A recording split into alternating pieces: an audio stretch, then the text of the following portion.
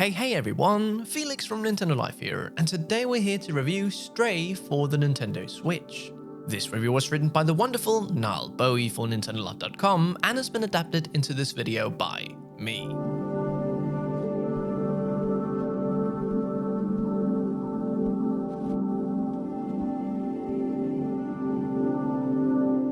Nintendo Switch players have been waiting for a while to get their hands on 2022's Stray, the critically acclaimed puzzle platforming adventure that lets you explore an AI-populated cyberpunk world through the perspective of an adorable feline protagonist. While we did have initial concerns about its performance and visual fidelity given that this game is built for beefier consoles, we're happy to report that this Switch port is superbly optimized by Annapurna and absolutely delivers, albeit with minor graphical compromises compared to the versions running on PC and other consoles. Scampering across neon-drenched rooftops or curling up for a cat nap in a cozy corner of Stray's stunningly realized world feels as engaging and immersive as ever on Nintendo's hybrid console. Though its core gameplay is fairly simplistic, its narrative-driven storytelling and brilliantly executed design make for a heartfelt, accessible journey worth taking.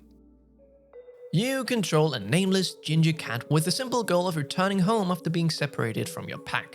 The graceful agility and nuanced physicality of cat behavior are captured by Stray's developers to a T, with playful quirks like scratching at doors and knocking objects off shelves delightfully integrated into gameplay and puzzle solving. Apart from a dedicated meow button, the cat is a silent protagonist. Stray is wordless until you befriend a small drone named B12 who serves as your companion and translator through whom the player communicates with dozens of robot NPCs that have taken to emulating human behavior long after the pandemic-induced extinction of humanity itself. You soon learn that the inhabitants of this richly immersive cityscape, every corner of which feels lived in and staggeringly detailed, seek to escape it. The premise sets the groundwork for a poignant story that explores themes of loss, resilience, and the power of an unlikely bond. It does not stay its welcome either, being completable in 5 to 8 hours depending on how thoroughly you seek out collectibles and badges. Gameplay alternates between linear, action-oriented sequences and open exploration in various large hub areas where you can speak to NPCs, take on side quests, and fully embrace a cat-like curiosity to explore.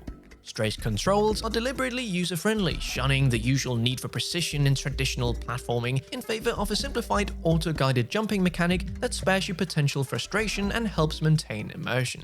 You only need to position the cat in the direction you want to go and jump to a highlighted spot with the B button. That means you'll be able to hop ledges, maneuver up pipes, and cross rooftops with ease, emphasizing the cat's nimbleness while eliminating the possibility of missed jumps.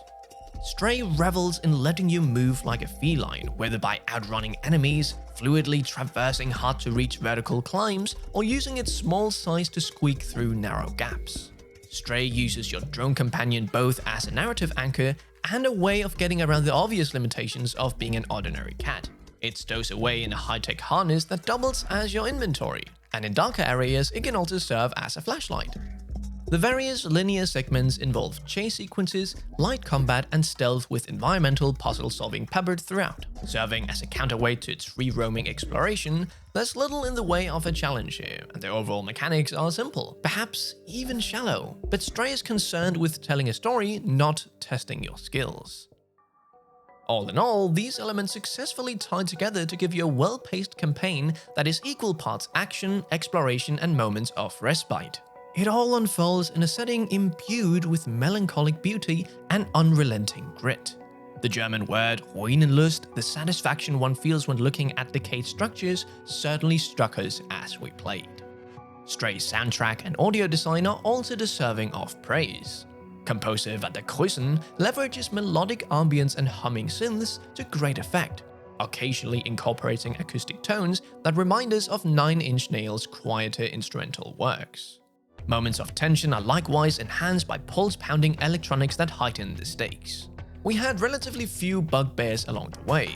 Our main gripe was the lengthy loading screen you face if you're slain by zergs or police drones. Stray relies on an autosave system and doesn't give you a way to save on the spot, meaning if you want to put the game down, you need to hit a checkpoint to save, which happens often enough, but it wasn't exactly convenient. Performance-wise, Stray runs surprisingly well on Switch. To be sure, there is an expected visual downgrade compared to PlayStation 5 and PC versions, but it's hardly a deal breaker when it still looks beautiful. If you've played it elsewhere, you'll undoubtedly feel the downgrade more than players, such as this reviewer, coming at the Switch port fresh. There were occasional frame drops from its 30 FPS target during busier moments, but nothing that inhibited our enjoyment. So in conclusion, Stray won't challenge you, frustrate you, or take up much of your time. Perhaps that's why we enjoyed it so much. It plays like an open-world point-and-click paired with largely on-rails action sequences. Some minor gripes and expected disparities between the Switch port and versions elsewhere aside, as we sauntered around its post-apocalyptic environments on all fours, Stray did an impeccable job of making us want to talk to everyone and explore everything it had to offer, and we had an appetite for more once it was all over. To us, that's the mark of a compelling adventure. We here at Nintendo Life give Stray on the Nintendo Switch a 8 out of 10.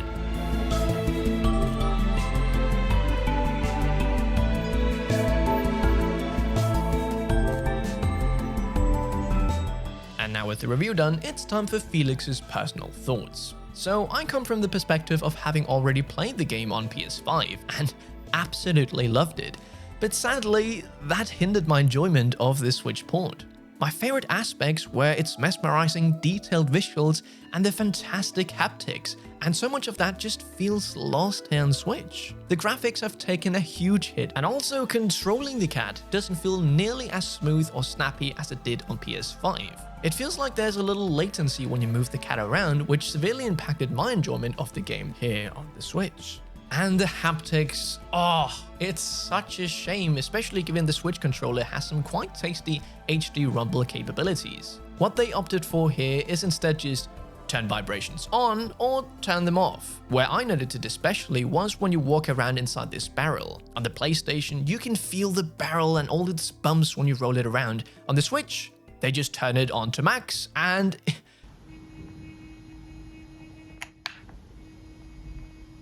But don't get me wrong, this is still a fantastic game, and if you've never tried it and don't have another way to play it, you should absolutely still give it a go. But if you come from PC or the other consoles, this port will feel like a massive downgrade. Either way, what do you think of this port when you get a look at it? I saw a lot of people that were fairly impressed by the port and a lot that weren't in the comments of our gameplay video. Also, don't forget to check out our website nintendolove.com, where you can find reviews like these but in written form. Stay safe, play some Stray, and we'll see you in the next one. Felix from Nintendo Life, out.